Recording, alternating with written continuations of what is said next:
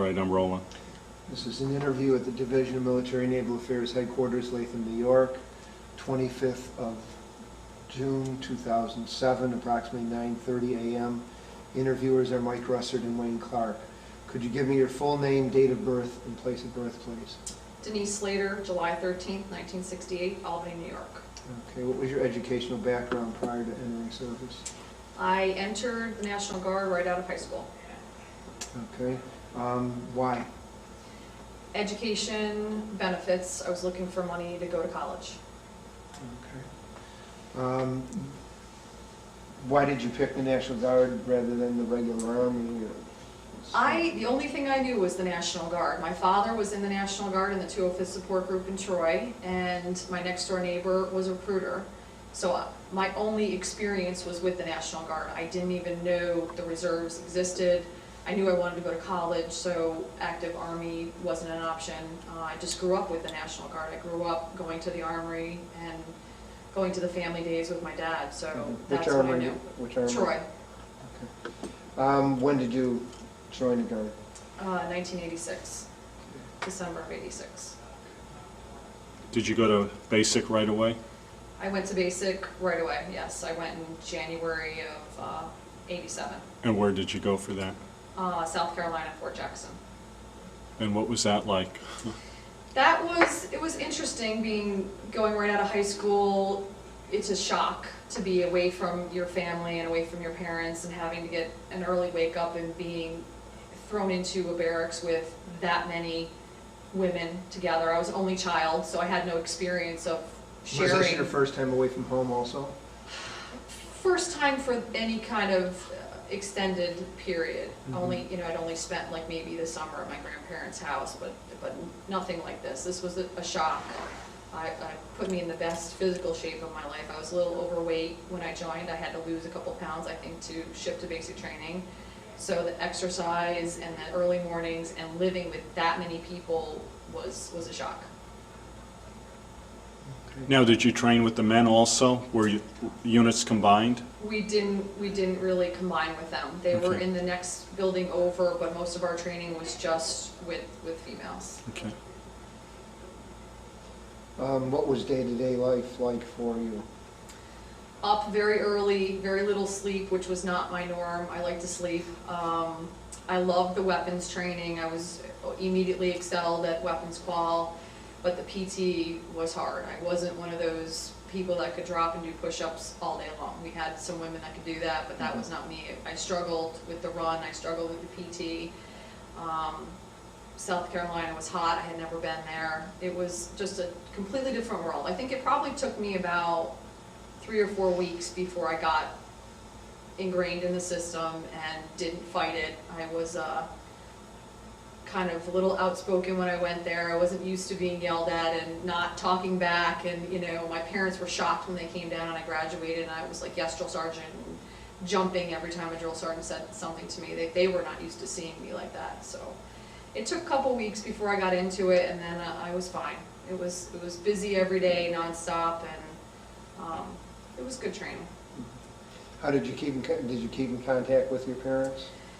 Phone calls were the main thing. I was never a big letter writer, but we'd get, maybe once a week to go to the phones, and I would call home. My first phone call home was nothing but just crying. Just, you're in such shock that you're in this, why did I sign up for this to do this? Why am I putting myself through this? But the next phone calls were like, okay, I did great on the range, I qualified, I got experts, I got a ride in a helicopter because I got expert, or we did a 10-mile road march that I completed, and just proud of being able to accomplish those things. Okay. Where did you go after your basic? Basic training, I stayed right at Fort Jackson for my advanced training. Administrative Specialist 71 Lima at the time, I stayed right there. At the time it was the shortest school, and that's what I picked. I picked the shortest school that I could pick, so I stayed right there. Okay. Now, what did you learn in that MOS? That was mostly admin work. Typing was the big thing, filing and typing memos, which seems, that it shouldn't take 2 months, but it was 2 months of training to learn to do that. And those days weren't as busy. You had some time off at night. If you were lucky, you got a weekend off. I think I got like maybe 1 weekend a month while I was at that training. But that was a little bit more relaxed than basic training. You got to have a little bit more free time. Okay. What did you do on your weekends off? Where did you go? I know most of us went to a hotel just to sleep and go to the pool. We hung out at the pool, got lots of sleep, ate out in restaurants, and I think maybe when we had on-post passes, we went to the bowling alley that was on post. Okay. After your advanced training, where did you go? Came home and drilled at the 205th Support Group in Troy, and then shortly after that, I was going to college, and I was brought on as a temporary technician down there for the summers in between going to school. Started on my associate's degree with little help from the National Guard, some money, student loan repayment program. Was my next question. So you used your incentives, educational incentives? Yes, I did. I used the GI Bill as soon as I got back and the student loan repayment program to start my college education. How far have you advanced into it? Recently, within the last couple of years, got my bachelor's degree, almost 100% paid for by the military. The only thing I paid for was my books. So that's been a positive. I'm considering my master's now. Okay. What are your duties that when you went into Troy and so on, what were your duties? Troy, I was mainly just doing admin. I was doing filing, typing letters. At one point, I was the general's driver. It was, 205th was a good unit. It's probably one of the best AT opportunities I've had. They used to go out to Bragg for 2 weeks and stay out the whole time. But pretty much doing admin functions. Okay. When did you go to Iraq? I went to Iraq in April of 2006. Now, prior to that, you've been a full-time technician here for quite a number of years. After my admin duties in the 205th, I came over to military pay, full-time as a technician. Took a few jobs in the Joint Force Headquarters, M-Day. Moved over to the 138th Public Affairs probably 2 or 3 times, got my MOS as a photojournalist. Then started work full-time down at the computer room and got my MOS as a computer specialist. And recently my 72 Lima was changed over to 42 Lima, and I got 42 Alpha MOS. So there's 4 MOSs now at this point. But yeah, I started full-time in 1990 in military pay, and then moved down to the computer room in 93 or 94 as a computer specialist. And now I'm full-time in the computer shop. And what's a 42 Alpha? 42 Alpha is the same thing as an admin specialist. It's what 72 Lima changed to 42 Okay. Alpha admin, and then they rolled all of those MOSs up into 42 Alpha. That's personnel and admin. They've kind of changed.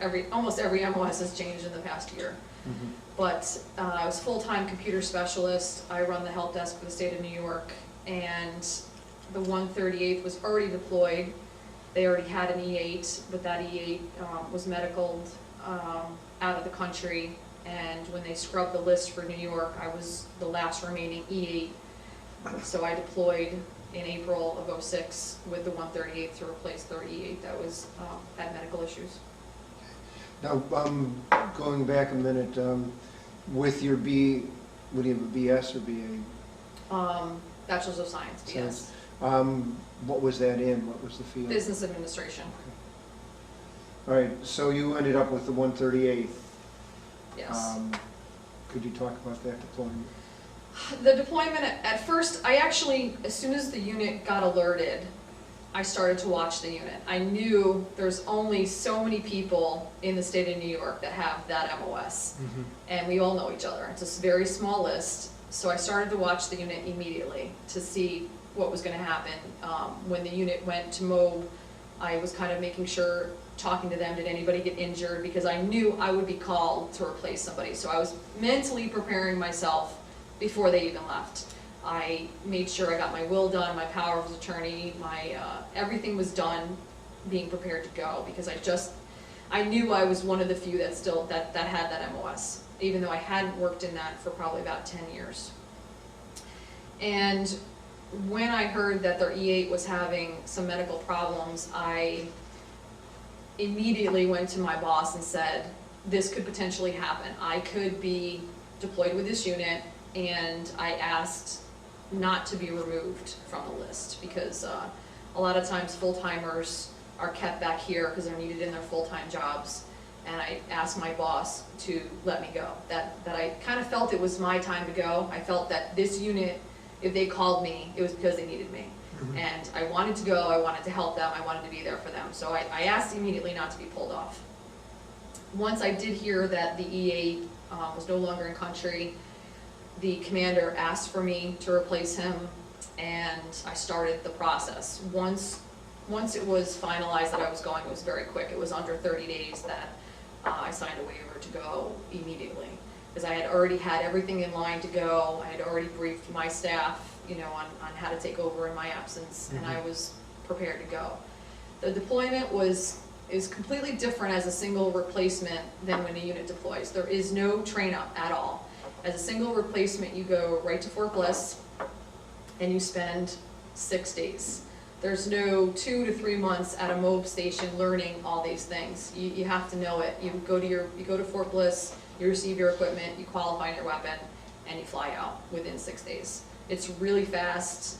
It's a shock. You don't have that build-up time to get to know the team you're going with. I probably knew 50% of the unit already from working with them previously, working in the building with them. The other 50% have been pulled from other states to make a complete unit, so I hadn't met them yet. So it's a shock that in 7 days of leaving your home, you're sitting on a plane going to Iraq. It's just a really weird feeling, and to me, just totally scared of not knowing what to expect. I wasn't scared of the job. I wasn't scared of being in Iraq. Just not knowing what to expect when you get there, and nobody to share that with. I was sitting on a plane with complete strangers that were in the same situation as me. They were single replacements going over to join their unit. So that process was very interesting to go through Bliss, and then to go through Kuwait, and to wait to be flown out to try to marry up with your unit. That was interesting, to try to contact them in country and say, I'm on my way, I'm in Kuwait, I have a couple days here, I'm trying to get to you, and trying to get on the ground to get to the actual FOB that the unit's at. It was an interesting process. When you went to Bliss, and then when you went into Kuwait, did you receive any indoctrination, I guess the word is, the role of a woman in the Middle East? Did anyone talk to you about that at all? Or? There wasn't really any training on that. I had read a few country guides to Iraq before I left, so I knew a little bit of what to expect, but the only training that I got was IED. Weapons qual was the most important. I weapons qual at Bliss and at Kuwait, some IED training, some first aid training, mass training. It was very, very basic. There was not a lot of information, and there definitely wasn't information on women in the military and in Iraq. When did you arrive? I arrived about maybe 12 days after first deploying. That I was actually on the ground in Iraq at an airfield, trying to then get a helicopter actually into Mosul, where my unit was. Whereabouts did you land? We landed on FOB Marez, which is also in Mosul. It just was a hop away that I had to get a helicopter up to the other FOB, up to FOB Courage. Okay. How were you accepted within the unit as a replacement? You said you knew a large number of them, but right. Still you were The a ones who replacement. knew me from this building and from being in the unit accepted me with open arms. They were so happy to see me there, to see a friendly face, to have some help. The ones who didn't know me were very standoffish, very shy at first, didn't know. They had had some bad experiences with the previous E8, so I was stepping in to clean up a little bit of a mess that was left from the previous E8, and they didn't know what to think of me. I spent probably the first week or so just laying back a little bit, seeing how they were working, getting to know them, getting to know where they were from. It was bizarre the first week because they were so used to the situation there. Mosul was mortar attacked probably every day. When I first got there, the first sound of that scared me. I was like, what is that sound? And I was totally freaked out by it. To them, it was a part of their normal process. They were like, oh, that's a mortar attack, or that's a vehicle-borne explosion. They would be like, oh, that's off the fob, don't worry about it. They knew these sounds, they knew exactly how far they were, what they were. I had no idea. So I was in that new period of totally being freaked out by this, and they were totally used to it. They were just walking around, almost ignoring the sounds of explosions. So my first week there, I was... Let me just stop this. Okay, we're back again. Whoops, no, we're not. Whoop, Oops. no, the first two. First two. What was daily life there for you? What was it like? What were your living conditions? What kind of place did you live in? When I first got there, they were trailers. They were basically like 2 or 4 man trailers. They were pretty decent, what I would consider for living conditions there. They had air conditioners, just a bed and a locker. A lot of people had fixed up their trailers with all kinds of stuff. Being I was brand new, I literally had nothing in mine. It was just, and I just dropped my bags, and I pretty much immediately dropped my bags and went to work.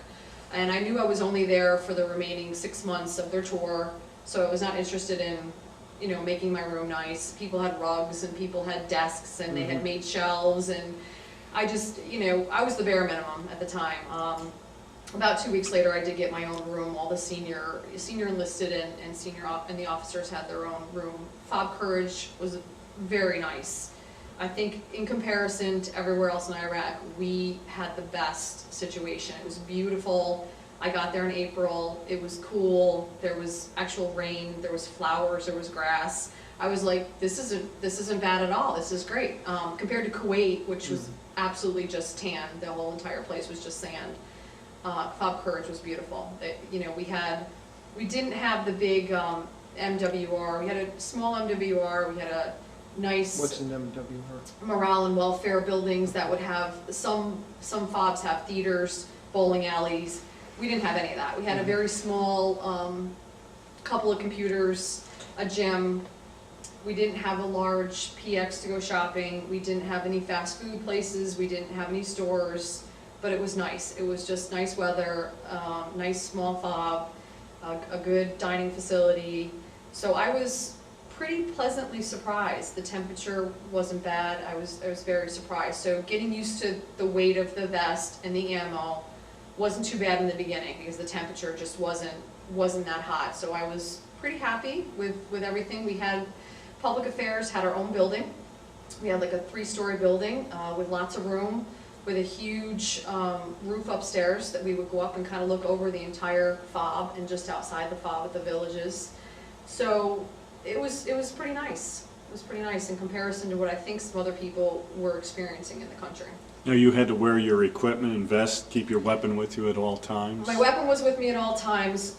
Starting from Fort Bliss, you put on the vest, but because they didn't have the plates my size, I was wearing the vest in the beginning and was very spoiled because you have to qualify with your weapon with the vest on, but I didn't have the plates at first. So wearing the vest was next to nothing.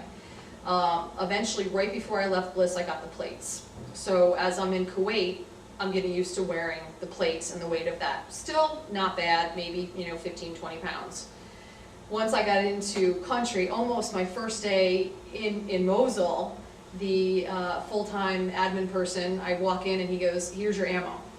So you attach all your ammo and then you're like, okay, now this is heavy. Now this is 25, 26, 27 pounds, and you realize how much weight it is. But the heat was still low. The only time we had to wear our vest with the ammo was when we left the FOB. We didn't wear it day to day on the FOB. We just had our weapons with us, soft cap. If we left the FOB, which we normally had to travel to FOB Marez to get any business done, to do anything with property, that kind of thing, any medical support, we basically had to leave the FOB. We would travel in strikers and that's when you would have to put your helmet on, your vest, all your ammo, and gloves, and glasses, the whole net. You would travel in the back of a spiker vehicle. Now, Striker can you vehicle, I'm sorry. explain what that vehicle is like? To me, it was just like traveling in a can, because we were inside and couldn't really see anything. There was, two gunners that would be up that could pretty much see the roads. Some of them actually had a video camera, and inside you could see on a very small screen, you could see the roads that you were traveling, but you were mainly inside when you were just traveling between the FOBs. We weren't allowed to go off any of the FOBs with just our Humvees, those types of vehicles. Mm-hmm. They weren't up armored. So that was the only way we could travel. Also travel in helicopters, Blackhawks and Hueys, and that was okay, because we could at least see something then. That was probably one of the best experiences when I flew and I could actually see the countryside from a helicopter. Mm-hmm. That was much better than going in the back of a Striker. What was the food like? Did you have contractors? We had civilian dining facility Mhm. that was actually very, very good. Plenty of food. Our soldiers in our unit loved the dining facility at Courage. It was very good. Did you have any entertainment at all, like any USO or anything like that? No, not at Courage. Mostly our unit would, because we were public affairs, we did have all the CD players and the TVs and the computers. So usually at night, we would all get together and probably watch a movie. And people would email home. Mhm. That was the major thing. And everybody was fine with that. Everyone would come back to our building after they cleaned up for the evening, and they would come back and usually pop in a DVD and watch a movie. How did you keep in contact with home? Email. Email. Email. Very few phone calls home. It was almost impossible to try to call out and get a line. It was just too hard. There's an 8-hour time difference, and then throw on top of just trying to get a phone line out of where we were was just next to impossible. So most everything was by email. We had very good email connection because we were public affairs. We had to be connected 24/7. We were on, the computers. That's how we got our stories out to the rest of the world. We had satellites, so we were pretty much always in communication. We were spoiled in that way. We had a lot of computers, we had a lot of email access. That was not a problem. Mm-hmm. How about, did you yourself or know of others that were blogging at the time? I don't know of anybody that was doing that. Mm-hmm. It was probably a little early. I mean, my guys were journalists, that was their job to write, so anything they, felt was a story, they got to write up as a legitimate story, take the photos, take the video, and send back to the States to put on TV. I didn't know of anybody in my unit that was doing any blogs. A lot of people were keeping journals. I'd say probably at least half were keeping a journal, as I was. Every day I tried to write my feelings and thoughts of what happened that day, just so I could kind of keep track of it too, because the days really blended in once you were there. If I really wasn't keeping track every day of writing down the date and the day, I would tend to lose track of those things. Did you handwrite your I did, yes. Did you ever translate it? I'm considering Transcribe that. it. I'm considering writing something of the experience, but right now it's just a handwritten notebook.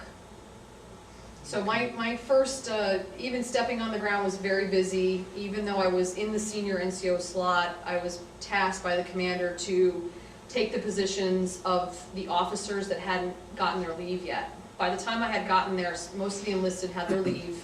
The officers were getting ready to go, and I was tasked to fill in for them, because mostly if you took your leave, you were probably gone for about 3 weeks, because the transition time to fly home and your leave doesn't start until you get home. It's about a 3.5 week process. So that was my function as soon as I got there, was to take over for some of the officers that were getting ready to go home. And we were moving. They were closing FOB Courage and giving it back to the country. So we were tasked to move to Merez. So very busy to try to get over to Merez, have buildings built, get billeting for the soldiers, figure out how we were going to get there. We had to get our vehicles there. We had to get Connex containers there. So that was a very busy time to try to figure all of that out. Okay. What was it like within your unit with your fellow soldiers, the morale and relationships, so on? The morale was low when I got there. They had some issues with the previous E8. They had some issues with the commander, and the morale was low. I mean, they were doing incredible work. I was always amazed at what they were doing on a day-to-day basis. Their mission was to go out with the units who went outside the wire every day. They got in the vehicles with them. They pulled, guard duty if they had to, and they went out and functioned as journalists and covered the stories, and they got the photos every single day. They had their cabs, because they got IED'd as soon as they got there. They got shot at as soon as they got there. They were out in the mix every single day. So they got their combat action badges almost immediately. Everyone in the unit had one. I was surprised. The fob was mortar attacked every day, sometimes 2 and 3 times a day. So they were a little weary. They were a little tired. It was 6 months, and they pretty much had had enough. How many were in your unit? It was a unit of 20. 20? Yeah. They were tired, and they were ready to go home. They'd had enough, and I knew I had to get them through the next 6 months. So my main goal was, how could I make improvements? How could I change possibly the hours we were working, the schedules we were working? How could I get them some downtime? They hadn't had pretty much any downtime. So I tried to work on a few of those things. I tried to arrange a couple of unit functions. We did have a pool on that fob, one of the rare things, but we had one, and I knew before we moved that we weren't going to have one when we went to Merez. So trying to arrange a couple of functions to get them back on schedule. But some people were just jaded, and they just were tired, and they didn't really want to be there any longer, and it was a struggle to try to keep them in the mix and try to keep them going. Did you have any casualties within your unit? We had no casualties. What were, you referred to this a little bit, what were your officers like? The officers, some of the younger lieutenants were new. I just think they were struggling with trying to do their job. They were struggling to try to figure out their job. I think some of the lieutenants didn't really understand the line with what was the NCO's job and what was their job. And because they had some issues with the senior NCOs, they took some of those functions from them. Now, excuse me, were they mostly guard officers, or did they come? Yes, they were National Guard officers, yep. And they took some of those functions away from the NCOs, and when I got on ground, I was immediately like, this needs to be an NCO function, I need to take this function. And they didn't know me, didn't trust me, didn't want to give up those functions to me, so that continued to cause a problem with the enlisted and the officer. We never really did get the definition of who does what defined. The roles were blurred. Because I was taking officer positions as they were taking their leave, it remained blurred the whole entire time as to exactly what people were doing, and those did cause some conflicts in the unit. How about with your commanding officer? Were there any issues? There was some issues with my role with him. I think before I left, I thought my role was going to be the senior NCO. When I got there, it was changed to taking over the officer positions as they left. It changed several times as to what roles I was going to take. So each day was kind of a different function, trying to figure out where did I fit in, how did I fit into this unit, where could I help this unit, what could I do to get them. My main thing was I needed to get them through and get them home. And it was hard to figure out where the commander wanted me to exactly fit in, what he wanted me to do. He didn't really want me to make changes in the unit, and I wanted to make changes. I saw that the morale was low, I saw there were some issues. I'm a senior enlisted. My whole entire function in life is to take care of enlisted soldiers. And I really wasn't given that opportunity. And I don't know if it's because he didn't really know me. I was coming in halfway. They had already had 6 months behind them, and they were kind of looking at me like, you don't know, you haven't been here. But I did spend a lot of time sitting down with the enlisted, listening to what had happened over the past 6 months, listening to their experiences, trying to do the right thing. And the commander and the officers really didn't want me to change anything. I was kind of confused as to why they immediately wanted to replace that E8. And they asked for an E8, and they asked for me. But then when I got there, they didn't want me to be an E8. They didn't want me to be me. They didn't want me to do what I was trained to do, to take care of soldiers. They wanted me to fit into little areas in the unit And that wasn't my function, and I knew that wasn't my function. Okay. Were there any moments there that you found any humor where you were? Humor was kind of hard to come by. I actually did immediately meet some other members of other units and did use that opportunity to talk to them about some things that were going on in the unit. But there wasn't a lot of humor. There wasn't, unless we were watching a movie and we were completely removed from the situation we were in, there wasn't really time for that. It was running full speed from the time I got there. I literally just worked, ate, and slept. I didn't take any downtime. If I went back to my trailer, it was to sleep. There was just no time to relax and think and do any of that stuff. I mean, we did have, like I said, we had a few times that we tried to get together and have, go down to the pool at the MWR, and some people, would kind of goof off and have some fun at the pool, but it was very small amounts of time. Did you receive any injuries or illnesses while you were there? After we moved to Merez and got settled at Merez, which was not... Now, when did you move over to Merez? We were at, I'd have to say sometime in mid-May that we moved to Merez. We finally made the move off of Courage and got over to Merez. It was, again, full speed to get set up at Merez. We had new buildings. We had to get internet connectivity. We had to get phone lines. We had to get a satellite dish set up so we could send our stories back to the country. And very desolate there, very dry, no paved roads, no grass, no flowers.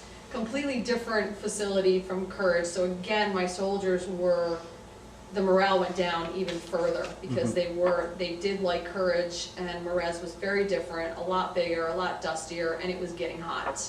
By May, you're getting into the hundreds. They're into their 7th, 8th month, and they're getting tired. So it was a very busy time to get those buildings up and running and get everybody back into doing their jobs again. And we had one of the biggest dining facilities. It was actually, FOB Merez was the dining facility that was attacked by a suicide bomber. And a couple dozen people were killed in that dining facility, and that was rebuilt. And the anniversary was while we were there. We did go to that. Merez was not mortar attacked as many times, so we had a little bit of a break of not getting the mortar attacks, while we were sleeping, and every day and every night. But morale was still low. But after we got settled there at the end of June, one day I was just going to the chow hall and I had a headache. And I immediately thought I probably didn't drink enough, because by the time we were into June, it was probably about 120 during the day, and you can't drink enough. You're constantly carrying a water bottle, you're trying to drink, and I probably thought I was dehydrated. So I went to the mess hall, the dining facility, and tried to drink some water, thought maybe it would go away. Walked back up to our building. Everything was in walking distance from where we slept to our building and where we ate, kind of a small triangle. And walked back up to the building to maybe check some email home. And the headache was just getting worse. So I said, I'm just gonna go back to my bed, go to sleep, get a good night's sleep. This is maybe, 9 o'clock at night, and maybe it'll just be gone in the morning. And by the time I woke up in the morning, I had trouble sitting up. I just, incredible pain in the front of my head. I got up, got dressed, went to the dining facility, and I couldn't eat. The headache was just excruciating. I was starting to feel nauseous. Had never experienced this before. I couldn't imagine what was going on. By the time I went up to our building, we had a first morning meeting. I didn't think I was going to make it through the meeting. It was about a 20-minute meeting. I just didn't think I was going to make it. After the meeting was over, I tried to leave and go to the restroom, and I just started vomiting. I just couldn't even make it there without vomiting. Came back to the building, talked to one of our officers, and he said, it sounds like you have a migraine. Never had a migraine, no experience with that, so I asked for one of my guys to drive me to the troop medical clinic. Went there, they said, yes, you have a migraine. Sent me back to my room, and I laid down. As soon as I laid down, it would subside. Almost to the point of just having, almost if you just had a minor headache, you'd take some aspirin for when I laid down. But as soon as I got up, it was almost like I was shot in the head. I just never felt such excruciating pain when I sat up. They gave me some medication for migraine. As soon as I started to stand up again, I started vomiting. And by the next day, I was back at the troop medical clinic. They still continued to say it was a migraine and sent me back to my room, back to quarters for another 2 days where I laid in my bed. I couldn't eat. I couldn't, basically just couldn't get up. If I got up to go to the bathroom, it was very brief and I was vomit the entire time. And finally, I had one of my guys take me over to the combat support hospital on Diamondback, which was just the next fob, maybe probably about a 5-minute ride, but it was literally the most painful ride of my life. You had to wear your helmet and to sit up and to be in that pain, and vomited the whole time I was taken over there. They basically didn't know what to do with me. They again sent me back, dehydrated. After a couple IVs, they would send me back to my room for another 2 days. And this went on for about a week until they admitted me in the combat support hospital, did a CAT scan, couldn't see anything major. They at this point realized it probably wasn't a migraine once it had gone past 5 or 6 days. No migraine medications worked, morphine didn't work. They just really had no clue and decided that they would, after a week in the combat support hospital, they decided to medevac me out to Germany. Okay, what was the treatment like in Germany? Was it any better? Germany, first of all, the flight situation, it's an incredible process to go through being medevaced out. Just that process is amazing. You fly on like C-130s, you're in on stretchers the whole time, which as long as I was laying down, I was actually fine. And it was weird because I think I got the feeling that people were looking at me going, what the heck's the matter with her? Mm-hmm. Literally, I was in the combat support hospital with people who were blown up. They were missing arms, they were missing both of their legs, and they would look, I had the feeling they were looking at me like, what's the matter with her? Because outwardly, I didn't look like anything was wrong. If I was laying down, I was actually okay. Immediately, as soon as I tried to sit up or walk, I was in the most excruciating pain and vomiting the entire time. So being medevaced out consisted of, I finally had found the right drug combination to pretty much knock me out and take away the nausea. So I would consistently have to ask, please give me Dilaudid, please give me this, so that I could be knocked out. Because the very first flight out of Merez and Diamondback, they didn't give me that medication, and I vomited the entire time. The flight nurses on that flight were absolutely incredible. They were great, but they did tell me you need to make sure you get this combination of drugs so you can make it through the next flights. Otherwise, this is going to be a long trip for you. But you make several stops. You pretty much, that flight will stop about 8 times to pick up patients all throughout Iraq until you fly into Kuwait. So it's a long, painful journey. Sometimes you get taken off a flight, you get to go into a building and wait several hours until the next flight is leaving. You're joining more patients along the line, and it's long, it's painful, it's tiring. You just want to get somewhere where you can get assistance, because at that point they had no idea what was wrong with me. I was scared out of my mind because I was in so much pain with my head. I didn't know if the flights would cause that to be worse. I didn't know if the flight air pressure would kill me. Nobody had any idea what was wrong with me. So I was scared. Then we would fly into Kuwait, where you would wait for another flight, constantly being on these very uncomfortable gurneys, constantly being picked up by soldier and moved into racks. You're stacked onto racks about 3 high.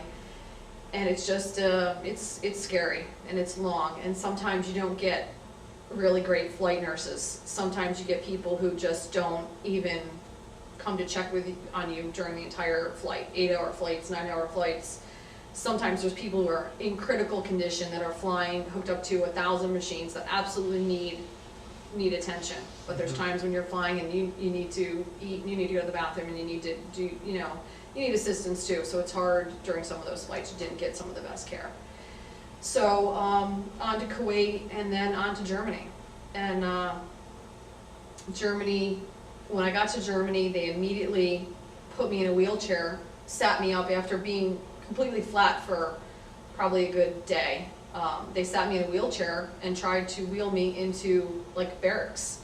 And I immediately started crying and said, you can't put me in barracks, you don't understand. I need to be laying down, because as soon as they sat me up, it was just incredible pain, like I was shot in the head. And thank God for the National Guard liaison that was there. His sole function, he knew I was coming, he had my name, and he dealt with National Guard soldiers, and he immediately came over and said, what's wrong? I told him I hadn't been diagnosed, I needed to lay down, I couldn't go into the barracks, I couldn't eat, I couldn't sit up. So he got me seen by a doctor, got me admitted into the hospital, and the liaison was literally the saving grace in getting me what I needed to get some sort of care. Calling cards, he gave me clothing, because when you're medevaced out, you're medevaced out with what you have on your back. I was lucky that I was smart enough. I grabbed my notebook, and I grabbed my phone numbers, and I grabbed a few essential items, but basically I left there with nothing. So he got me clothing, he got me calling cards, he got me through the medical process to at least get admitted. Whereabouts in Germany was this? Landstuhl. Okay. Now, were your parents at all aware of what was going My on? parents knew nothing until I was in Germany. I called them like as soon as I got there, and I got a calling card. I called my mom, and I immediately said, I'm in the hospital, and she freaked out. And I said, I haven't been shot, I'm in the hospital, I have severe headaches, they don't know what's wrong. She's crying, I'm crying, and it was hard to say, listen, I'm here, and I don't know what's going on, and this is where I am. So she was immediately freaked out and worried the entire time. From there, I called my friend who has my power of attorney and my will, and told her this is where I am, this is what's going on. She called out from there, because I told her it was just, it was hard to get phone calls out, so she made the phone calls. There was one neurologist in Germany, he did an MRI, and he basically came back and said, I have no idea what's wrong with you. So I went through that entire week of just pretty much laying in a bed, pretty much not knowing what was wrong. The entire time just saying to them, please fix whatever's wrong, because I need to go back into the country. My unit has now been left without a senior NCO, without an EA. I need to get back there. There's things that need to be done. They need to, be brought home, and I just had this desire that I had to get out of there and I had to go home. Unbeknownst to me, I was never going to go back, because in order to go back after being medevaced out, the unit has to have a certain amount of time left on their tour. And they only had 3 months left of their tour. So, but that was my main goal, is to just figure out what's wrong so that I can go back. I need to, go back to this unit. So about a week there, and they just decided that they had no idea what was wrong with me. I needed to go back to the United States. And that was another long process of several flights and several air bases. We touched down at Andrews Air Base, and that was an overnighter, where there were some incredible civilians that were there that, took care of us, giving us homemade blankets that people had made, and clothing and food, and, spent the night there in anticipation of flying back to this, back to wherever I was going to be hospitalized. And I was supposed to go to Walter Reed. So I had called home and said, I'm on my way to Walter Reed, and I had family that were going to meet me there. And somehow in the process, Walter Reed was full, they had no beds, so they diverted me to Womack Army Hospital in Fort Bragg, North Carolina. So I had to quickly get on the phone and call back home again and say, I'm not going to Walter Reed, I'm in North Carolina. And pretty much at that point told my family, don't go anywhere, because this is too fluid of a situation. I don't know where I'm going to be. Just pretty much stand fast. At that point, I was on the phone with them daily. I had a couple of phone cards I'd been given through the process, and I was keeping in contact with them, constantly telling them what's going on. They were very frustrated, because every day was, they don't know what's wrong with me. Every, testing, MRIs, guessing as to what was wrong with me, going over the story 1,000 times, and just not understanding why on earth I would have such excruciating pain when I was standing up. The one neurologist at North Carolina did make it a guess that it was a spinal fluid leak, but he insisted that I would have to have been in some trauma. I would have to have been in an accident or blown up, and I explained that that did not happen. So he was hesitant to think it was a spinal fluid leak. Womack Army Hospital didn't have a nuke med study to do the test to find out if there was a leak. They didn't have the advanced MRIs to do the test. So I was there about a week and asking to be sent somewhere that they could do those tests. And the entire time they just felt that I was getting better because I could sit up for a little bit longer each day. So they thought I was getting better, and they decided to discharge me instead. So I was discharged a day before my birthday, July 13th, and the next day woke up in med hold in Fort Bragg, North Carolina, med hold unit, and again, excruciating pain, couldn't walk, couldn't stand up. As soon as I did, I was vomiting. So I asked the med hold folks to take me back to the hospital. I was readmitted again to Womack Army Hospital, another 4 or 5 days, and I begged to be sent to a civilian hospital where they could properly test to see what was going on. And through about 3 days of making phone calls, calling other hospitals, I was sent to the University of North Carolina. And I was probably there less than 20 hours. They did 1 MRI. They walked in with a team. It's a teaching hospital, and they walked in with probably 20 people and looked at me and said, "You absolutely have a spinal fluid leak." And I just burst out crying because I was so happy that they had figured out, somebody was looking at me telling me what was wrong with me, what the diagnosis was. And then I started crying because I was like, what does that mean? I don't even understand what that is. So they came back and explained that spinal fluid is what kind of lets your brain float evenly in your head. But when I stood up, the spinal fluid was draining out of my head, and my brain was being pulled towards the back of my head, and that was the pain across the front of my head, was my brain being pulled back.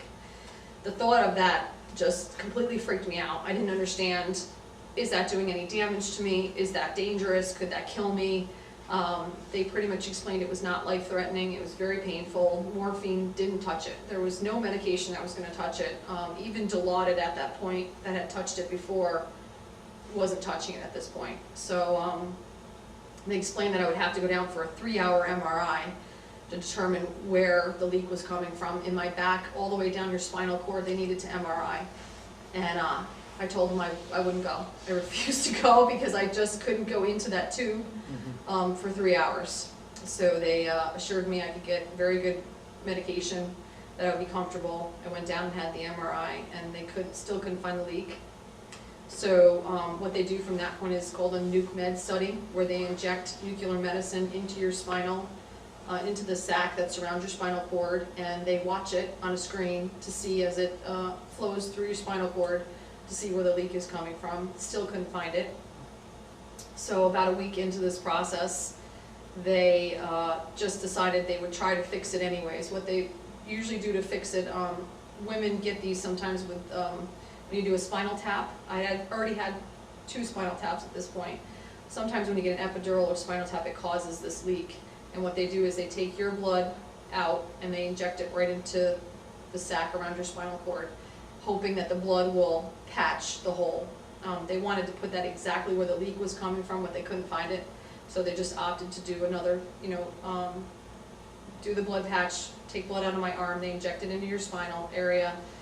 And within 2 or 3 days, I was better. I was up and walking around. I was weak. I was a little headachy, but I could function with the headache. It was not excruciating. I can't stand it headache. It was just functioning. And they feel that either the time being 100% flat for 40 days or a little bit of the blood patch healed it, and they discharged me on the 40th day. So on that day, I went back to med hold and pretty much continued with the headaches for the next 6 months. Mild headache, bearable compared to what I had been through, but headachy. Even to this point, I came back from Fort Bragg in October of '06, and even to this point, I would still get headaches. Mild, infrequent, but they're still there. and continue to see neurologists that just have no idea. It's an unknown. Spontaneous spinal fluid leaks are rare. They don't have any documentation of how will I recover, will the headache ever go away, will it ever happen again? They don't have that kind of information. It's just not something that's documented. Most neurologists have never seen it in their career, or they've only seen it once or twice in traumatic injuries. But the spontaneous portion, very few people have it, so they just don't have a lot of information. So I'm still trying to seek some information. Been back and been to Albany Medical Center to see some neurologists and talk further about it. And at this point, I think I just have to take it for what it is, that it's gone and hopefully never returns. If it does return, I will know exactly what it is. But they consider this service connected? I did have a VA claim and just got that paperwork back, and yes, it's considered a disability. In retrospect, you made that decision that you wanted to go over. How do you feel about that now? In retrospect, with what happened to you? I'm not really sorry. I'm not sorry I went. I'm sorry I didn't get to complete my tour. I just feel like I didn't get to do what I was sent there to do. I didn't get to bring that unit home. The unit actually came home within a week of me. I came home, and then several weeks later, the unit came home. I got to go to their ceremony, but I wasn't in the ceremony. I wasn't a part of that. I didn't get to bring the unit home. So I feel like it's uncompleted. You know, I wouldn't mind going back over for another tour, because now the fear of what is it like, what are the living conditions like, that's all gone. I know what it's like. I know, you know, what the country is like. So the fear of another tour, it's not there. If I get called for another tour, no problems, no issues. My fear is more on the medical side. Knowing what I know about the medical conditions in country, they don't have MRIs in country. That's my fear. If I go over again, will this happen again? And will they be able to take care of me? And how long will it take to get care? No, I'm not sorry I went. I'm sorry it turned out the way it did. I'm sorry I had to go through that medical situation. But I guess there's a reason for everything, and that's just the way it was meant to be. And the unit came back safe, and everybody came back, which is the most important thing. How were you greeted by them when you went to their ceremony? Several people didn't even speak to me, which was expected. I didn't speak to them, they didn't speak to me. There was hard feelings there. And some people just hugged me and just were so emotional that they didn't know what was going on with me. They were the people that were taking me to the hospital, didn't know what was wrong with me, and they were just there. I think they were so happy to see me standing, because they hadn't seen me like that. I had been flat on my back, you know, couldn't stand up, and they were just happy to see me, I think, in one piece. Now, even you said you have a disability through VA. Would they send you to a combat area with that? Yes, I'm 100% deployable. Okay. I was deployable almost immediately upon returning. I was on a profile for a little while, but I was deemed 100% cleared almost by the time I got back to New York in October and came off a profile. I'm deployable. Now, how about in retrospect again, do you think joining the Guard was a good thing for you? I think it was a good thing. There's no way, if I hadn't joined the Guard, there's no way I would be in the position I'm in. I'm a GS-12 with the federal government. I'm an E8 in the Sergeant Major's Academy for my next promotion. I have my bachelor's degree. I'm looking at my master's degree. There is no way I would have done that if I didn't join the Guard. My family, nobody went to college.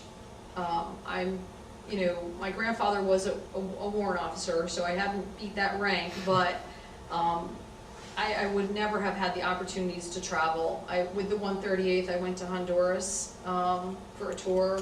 I've been to many of the states. I've served on almost all the state active duty missions that come up. There's no way I would have experienced it. There's no way I would have gotten the education. There's no way I would have had the job I have now. I'm trained in IT.